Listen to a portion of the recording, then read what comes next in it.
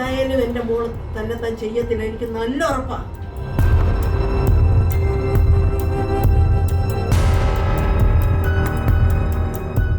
ഷാർജയിൽ സ്വയം ജീവൻ വെടിഞ്ഞ വിഭജികയുടെ പോസ്റ്റ്മോർട്ടം ഇനിയും വൈകുമെന്നാണ് ലഭ്യമാകുന്ന വിവരം. ഒരുപക്ഷെങ്കിൽ തിങ്കളാഴ്ചയെങ്കിലുമാകും പോസ്റ്റ്മോർട്ടം നടപടികൾ കഴിയാൻ. അതിനുശേഷമാകും ആ കൊച്ചുമകളുടെയും ഈ വിഭജികയുടെയും മൃതദേഹങ്ങൾ നാട്ടിലെത്തിക്കുന്ന കാര്യത്തെക്കുറിച്ച് ദുബായിലുള്ള ഷാർജയിലുള്ള ബന്ധുക്കൾ തീരുമാനിക്കൂ, നാട്ടിലേക്ക് വിവരം നൽകുകയുള്ളൂ. ഇതാണ് വിഭജികയുടെ മരണത്തിലെ ഏറ്റവും പുതിയ അപ്ഡേറ്റ്. കേസന്വേഷണം പുരോഗമിക്കുകയാണ്. ഇവിടെ മുഖ്യമന്ത്രിക്കും DGPക്കും അവിടെ അതുപോലെ തന്നെ പരാതികൾ നൽകപ്പെട്ടിട്ടുണ്ട്. ഷാർജയിലെ അധികാരികൾക്കും കേരളത്തിലും പരാതികൾ നൽകിയിട്ടുണ്ട്.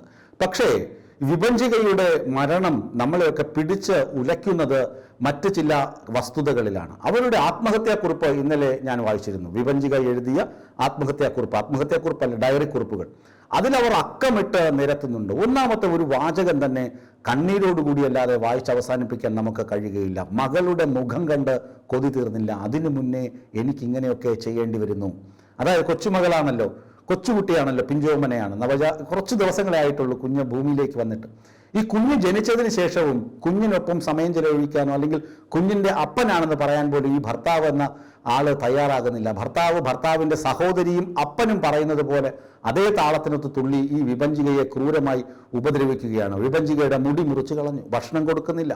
വിഭജികയുടെ ലോക്കറിന്റെ താക്കോൽ, അതായത് എടുക്കാൻ പറ്റില്ല, കുഞ്ഞിന്റെ സ്വർണ്ണാഭരണം, കുഞ്ഞിനും ഇട്ടിരുന്ന സ്വർണം മുഴുവൻ ഇവൻ എടുത്തിട്ട് പോയി. ഇവന്റെ സഹോദരിക്ക് കൊണ്ട് പണ്ടാരടങ്ങിയെന്നാണ് വിഭജിക പറയുന്നത്. വിഭജികയുടെ സ്വർണം എടുക്കാനൊന്നും കഴിഞ്ഞില്ല. വിഭജികയുടെ സ്വർണ്ണമൊക്കെ അവൻ ആഗ്രഹിച്ചിരുന്നു, പക്ഷെ അത് കൊണ്ടുപോകാൻ പറ്റില്ല. അതിലൊരു ഭയങ്കര പകയുണ്ടായിരുന്നു. രണ്ടാമത് ഈ നിതീഷ് എന്ന് പറയുന്ന ആള് അവനൊരു കമ്പനിയിൽ, ഒരു കോൺട്രാക്ടർ കമ്പനിയിലാണ് ജോലി ചെയ്യുന്നത്, കരാറ് കമ്പനിയിൽ ജോലി ചെയ്യുന്നു. അവിടുത്തെ കരാറുകൾ ലക്ഷക്കണക്കിന് രൂപയ്ക്ക് മറ്റ് കമ്പനികൾക്ക് മറിച്ചു കൊടുക്കുകയാണ്. അതായത് ടെൻഡറിന്റെ തുക അതൊക്കെ പൊളിച്ച് നമ്മൾ സിനിമയിലൊക്കെ കാണില്ലേ, അങ്ങനെ ഈ സ്വന്തം മാതൃസ്ഥാപനത്തെ ഒറ്റുകൊടുത്ത് നിൽക്കുകയാണ്. ഈ വിവരം വിഭജിക അറിഞ്ഞു. അതുകൊണ്ട് വിഭജികയെ ഇല്ലായ്മ ചെയ്യണമെന്ന് ഈ ഭർത്താവും ഭർത്തൃ വീട്ടുകാരും ആഗ്രഹിച്ചിരുന്നു. ഇവന്റെ വരുമാനം വിഭജിക തന്നെ പറയും, ലക്ഷക്കണക്കിന് രൂപയാണ് വരുമാനം. ആ ലക്ഷക്കണക്കിന് രൂപ വരുമാനമുള്ള ഇവൻ ഇങ്ങനെ കമ്പനിയെ ചീറ്റ് ചെയ്യുന്നത് ശരിയാണോ? ഇത് താൻ പുറത്തു പറയുമെന്ന് വിഭജിക പറയുന്നുണ്ട്.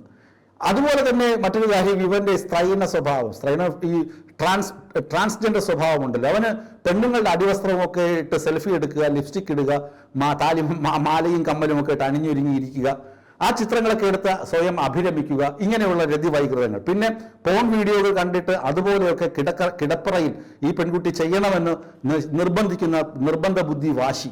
പിന്നെ ഭാര്യയ്ക്കൊപ്പം കിടക്കുന്ന കാര്യങ്ങൾ കൂട്ടുകാരിയോട് വിളിച്ചു പറയുക, എന്നിട്ട് കൂട്ടുകാരിയുമായി അവിഹിത ബന്ധം, ഇതെല്ലാം അറിഞ്ഞു. അങ്ങനെ ഒരു പെണ്ണിന് സഹിക്കാവുന്നതിലപ്പുറം സഹിച്ചു എന്ന് വിഭജിക ആവർത്തിച്ച് ആ ഡയറി കുറിപ്പുകളിൽ എഴുതി വച്ചിരിക്കുന്നു. എന്നിട്ടാണ് ഈ കടുങ്കൈ ചെയ്യുന്നത്. ഏറ്റവും പ്രധാനപ്പെട്ടത് അഡ്വക്കേറ്റ് മനോജ്, അദ്ദേഹത്തിന് വോയിസ് മെസ്സേജ് കൊടുത്തു. മരിക്കുന്നതിന് തൊട്ട് മുമ്പ് വോയിസ് മെസ്സേജ് കൊടുത്തു, ഞാൻ സാറിനെ വെയിറ്റ് ചെയ്യുകയാണ്, ഇവിടെ വാട്സപ്പിൽ സംസാരിക്കാൻ പറ്റില്ല, വേറൊരു ആപ്ലിക്കേഷൻ ഉപയോഗിച്ച് സംസാരിക്കണമെന്ന് പറഞ്ഞു. 2-3 സെക്കൻഡ് കഴിഞ്ഞപ്പോൾ തന്നെ അഭിഭാഷകൻ ആ കോളിന് റിപ്ലൈ കൊടുത്തു. പക്ഷേ ആ റിപ്ലൈ അവർ കണ്ടിട്ടില്ല. കാരണം ഒരു പക്ഷേയെങ്കിൽ ഈ പെൺകുട്ടി വിഭജിക അഭിഭാഷകനോട് സംസാരിക്കാൻ തയ്യാറായിരുന്നുവെങ്കിൽ ഈ ദുരന്തം സംഭവിക്കില്ല. അഭിഭാഷകനോട് സംസാരിച്ചിരുന്നുവെങ്കിൽ അദ്ദേഹം ഉറപ്പായിട്ടും പറഞ്ഞേനെ, മുളക് പോരെ, നാട്ടിലേക്ക് കയറി പോരുത്, ബാക്കി കാര്യം നമുക്ക് ഇവിടെ നിന്ന് നോക്കാം എന്ന് പറയാം, അല്ലെ മോൾ അവിടെ നിന്ന് ഫൈറ്റ് ചെയ്യും, ഞങ്ങളെല്ലാം ഉണ്ടല്ലോ, നമുക്ക് ഫൈറ്റ് ചെയ്യാം എന്ന് പറഞ്ഞേനെ, സമാശ്വസിപ്പിച്ചേനെ. പക്ഷെ അതിന് മുന്നേ തന്നെ ഈ സംഭവം, ദുരന്തമുണ്ടായി. അവിടെയും സംശയങ്ങളുണ്ട്. അഡ്വക്കേറ്റും ആ പെൺകുട്ടിയുടെ അമ്മയും പറയുന്ന വാക്കുകൾ നമ്മൾ ഇന്നലെ കേട്ടതാണ്. ഒരിക്കൽ കൂടി അതൊന്ന് കേട്ടു നോക്കൂ. അമ്മ പറയുന്നതാണ് പ്രധാനപ്പെട്ടത്. അവൻ കമ്പനിയെ ചീറ്റ് ചെയ്ത കാര്യം വിഭജിക അറിഞ്ഞിരുന്നു. അത് ഒന്നാമത്തെ ഒരു പ്രതികാര ബുദ്ധി ഓടുകൂടി വിഭജികയെ നേരിടുന്നതിന് കാരണമായേക്കാമെന്നാണ് അമ്മയുടെ സംശയം. അവൻ കമ്പനിയുടെ കോൺട്രാക്ട് മറിച്ച് പ്രണവെന്നും പറഞ്ഞ ഒരുത്തനുമായിട്ട് അതറിയാൻ കാര്യം ഏത് സമയം ഫോണിനകത്ത് കുത്തുക, ഇറങ്ങി പോവുക, പാതിരാത്രി കയറി വരിക. അന്നേരം അവൾ അന്വേഷിച്ചപ്പെടാൻ പറയുന്നത്, ഞാനിങ്ങനെ കോൺട്രാക്ട് മറിച്ച് വിൽക്കുക എന്ന്. അപ്പോൾ അവൾ പറഞ്ഞു, എന്തിനാ നിതീഷ ഈ കാശ്, നിനക്ക് എത്ര ലക്ഷം രൂപ ശമ്പളമുണ്ട്, എൻ്റെ കാശുണ്ട്, എന്നിട്ട് നീ എന്തിനാ ഇത് ചെയ്യുന്നതെന്ന്, ഇങ്ങനെയാണെങ്കിൽ ഞാനത് പറയുമെന്ന് പറഞ്ഞു. അന്നേ ഇവൻ ഭീഷണിപ്പെടുത്തിയിട്ടുണ്ട്. ഇതെന്തായാലും എൻ്റെ മോൾ തന്നെത്താൻ ചെയ്യത്തില്ല, എനിക്ക് നല്ല ഉറപ്പാണ്. മറ്റൊന്ന്, അഡ്വക്കേറ്റ് പറയുന്ന ദുരൂഹതകൾ. ഒരു തൊട്ടിൽ കയറിന്റെ 2 പുറങ്ങളിലായി അമ്മയും മകളും മരിച്ചു നിൽക്കുന്ന കാഴ്ചയാണ് ആദ്യം കാണുന്നത്. അമ്മ മുട്ടുകുത്തി നിൽക്കുന്നു, തൊട്ടടുത്ത മകളും അതുപോലെ. അപ്പോൾ അതെങ്ങനെ സാധ്യമാകും? ഒരു ഹാങ്ങിങ് ആണെങ്കിൽ അതെങ്ങനെ സാധ്യമാകും എന്ന സംശയങ്ങൾ അഭിഭാഷകനുമുണ്ട്. ആ വാക്കുകൾ കൂടി നിങ്ങൾ കേൾക്കുക. വിഭജിക്കുകയും കുട്ടിയും തൂങ്ങി മരിച്ച നിലയിൽ കാണുന്നു എന്നാണ് അവർ പറഞ്ഞത്. അപ്പോൾ വിഭജിക എങ്ങനെയാണ് നിൽക്കുന്നത് വെച്ചാൽ മുട്ടുകുത്തി നിൽക്കുന്നു എന്നുള്ള ഒരു വർത്തമാനമാണ് അവരിൽ നിന്ന് ലഭിച്ചത്. കുഞ്ഞിൻ്റെ സ്ഥിതി നോക്കിയപ്പോൾ അതേ റോപ്പിൻ്റെ മറുതലയിൽ വിഭജികയോട് ചേർന്ന് ഫ്ലോറിൽ തട്ടി നിൽക്കുന്ന ഒരു കാഴ്ചയാണ് അവർ വിവരിച്ചത്. അതിൽ നിന്നും എനിക്കൊരു അസ്വാഭാവികത തോന്നി. ഈ രണ്ടുപേരും പറയുന്നതിൽ നിന്ന് നമുക്കൊരു ചിത്രം മനസ്സിലാകും. ഇവിടെ ദുരൂഹത ധാരാളമുണ്ട്. കൃത്യമായ അന്വേഷണം വേണം. സംസ്ഥാന പോലീസ് ഈ രേഖകളൊക്കെ വെച്ച് അന്വേഷിക്കുകയാണെങ്കിൽ വിസ്മയ കേസിൽ കിരണിന്റെ കാര്യം അറിയാമല്ലോ. വിസ്മയ കേസിൽ കിരണിനെ നേരിട്ട് ബന്ധിപ്പിക്കാൻ തെളിവുകളില്ല എന്ന് പറഞ്ഞിട്ടാണ് ഇപ്പോൾ കേസിൽ നിന്ന് ഊരിപ്പോയത്, ജാമ്യം കിട്ടി പുറത്തു നിൽക്കുന്നത്. അതുപോലെ തന്നെയാണ് ഈ കേസ്. ഈ കേസിലാണെങ്കിലും നേരിട്ടുള്ള എല്ലാ ശബ്ദ സന്ദേശമുണ്ട്. ഈ പെൺകുട്ടിയുടെ എഴുത്തുകൾ, ആത്മഹത്യാക്കുറിപ്പ് എല്ലാം വ്യക്തമാണ്. 1-ാം പ്രതി ആരൊക്കെയാണെന്ന് വരെ എഴുതിയിട്ടുണ്ട്. 2-ാം പ്രതി ആരാണെന്ന് കൃത്യമായി എഴുതിയിട്ടുണ്ട്. എന്നിട്ട് ഈ ഭർത്താവിന്റെ അച്ഛന് തന്നോട് ചെയ്ത ക്രൂരതകളെ കുറിച്ച് വിഭജിക വാചാലയാകുന്നുണ്ട്.